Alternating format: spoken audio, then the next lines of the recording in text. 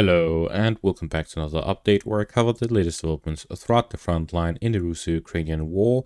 It is your host, the Weep Union, and in this one, the Ukrainians have managed to advance within the Belgorod region, where they continued offensive operations in the northern outskirts of the region, where fighting continues over the first two towns near the border area.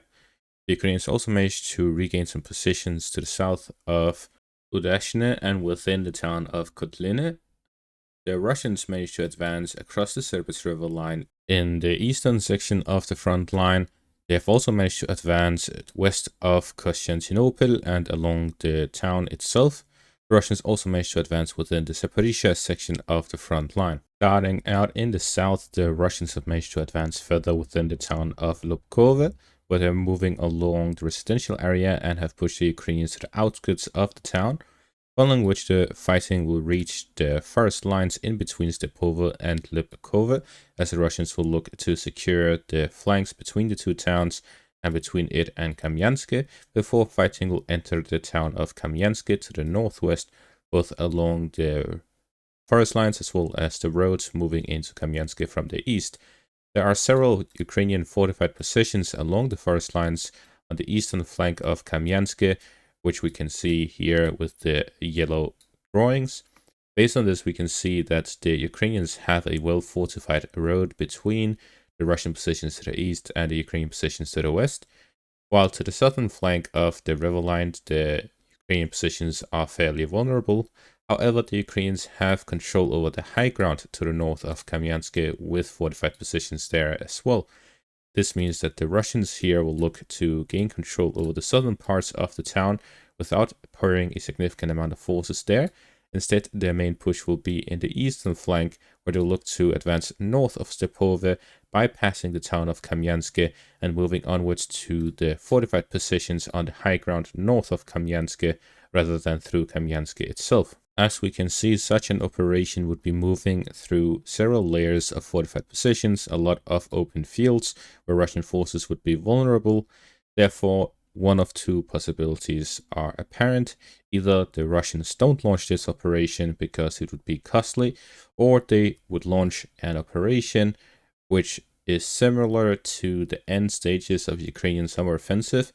This would mean armored vehicles driving up to forest lines, where the Russian forces will drop off the infantry and then move alongside those forest lines and then advance in a manner that is with low concentration of forces, mainly covered by artillery and FPV drones, from which they will move slowly along the forest lines, gain control over those, and then move onwards towards the fortified positions of the Ukrainians. This would be a very slow process, but it reduced the losses in terms of manpower and armored vehicles significantly due to a low concentration of forces. Moving on to the eastern section of the front line, the Russians have managed to capture the remaining parts of Ruslev, where they've managed to gain control over the farm area to the west of the town and the remaining parts in the western parts of the town, raising the flag of the Russian Federation. The Russians also managed to gain control over the western outskirts of Konstantinopel, as well as parts of the highway towards the gas station north of Ruslev. With this, the Russians will soon gain control over the remaining parts as soon as they cover these areas. There are probably some Ukrainian soldiers somewhere in these forest lines and within the remaining parts of Konstantinopel. Following this, the Russians will start offensive operations towards Bahatir, both along the forest lines to the southeast of the town, along the highway to the east of the town, and directly to the south, where they'll advance towards the town from the southern and eastern flanks. Gaining control over Ruslev has secured the southern flank of Konstantinopel, and this allows the Russian forces to now advance along the main highway towards Bahatir with a little resistance. The main resistance of the Ukrainian forces would be the drone operators within Bahatir, as well as the ATGM units and the fortified position to the south of the town, while there would likely be some positions along the forest lines, but they would not be significant. In the north, near Pokrovsk, the Ukrainians managed to regain control over some of the forest lines and fields here to the west of Solona, to the northwest of the town. However, the Russians remain control over the fortified positions. This means that this northwestern flank of Solona and Uspinivka still has a secure Russian control over the area. Instead, in the direction of Kotliny, we see that the Ukrainians managed to regain control over the railway station in the central parts of the town, as well as the northern parts and half of the southern parts of the town, while the Russians remain under control over the fortified positions to the east and industrial area in the northeast. The Ukrainians are here aiming to cut off the Russian forces in the industrial area and the fortified positions by gaining full control over Kotliny. This will allow them to connect with their forces in the fortified positions to the first lines to the east, completely encircling the Russian forces here in the north. If the Russians decide to withdraw from this industrial zone and fortified position, they'd have to withdraw down to Vovkova, and they would be within fire control of Ukrainian forces. This means the Russians have two options, either to withdraw under heavy fire or risk encirclement, or to launch counterattacks to secure their flanks, gaining control of the fortified positions to the east and Kotliny to the west. Otherwise, the Russian forces in the industrial area and the fortified positions would be vulnerable and exposed. This shows that the Ukrainians still have some momentum here to the west of Pokrovsk as they continue their counterattacks to secure the western flank of Pokrovsk, and the Russian offensive operations to the southwest has not had an impact on the Ukrainian counterattacks near Pokrovsk. Further to the east in this direction of the Serbets River line, the Russians have managed to gain control over additional forest patches, forest lines, and fortified positions of the Ukrainians northwest of the town of Novolyubivka. We can see that the Russians have continued offensive operations here in the western bank of Serbets River line, doubling the control they had throughout this month of March. And now that we're in the month of April, we'll see the continuation of these Russian offensive operations. The Russians will look to gain control over Katerinivka, Nove, and Novomikhailivka, as well as the fortified positions in the area, to reach the towns that are along the main road here north of Liman.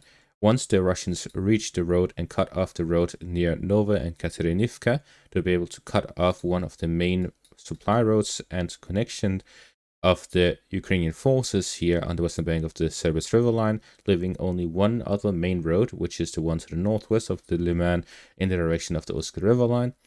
The Russians will then look to gain control over a wider area of this road, all the way down south towards Stavki, where fighting will start over the outskirts of the fortified positions near Liman, and the Russians will also look to expand along the Serbets River line on the eastern and western bank of it, and the main town here in this direction would be Kolodiesi to the south to secure the southern flank of the bridgehead, as well as to connect their forces in the northern direction towards Makeyivka.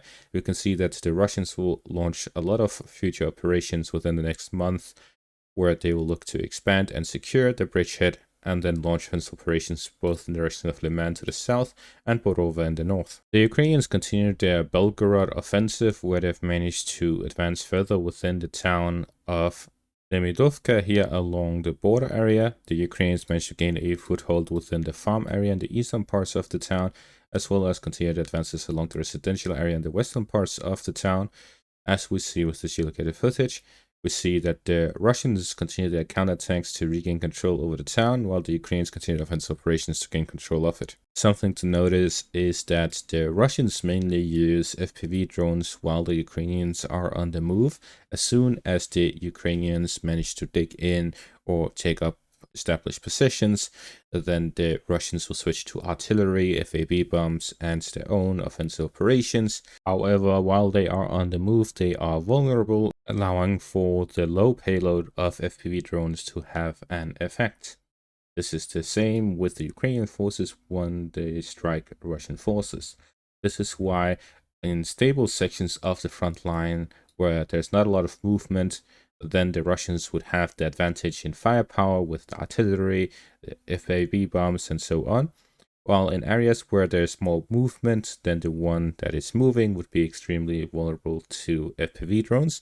And this is why offensive operations are mostly with smaller groups of forces. And with that, it is the end of the month of March and the start of the month of April.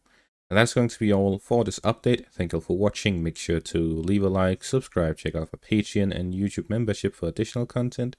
Thank you all for watching and have a great day.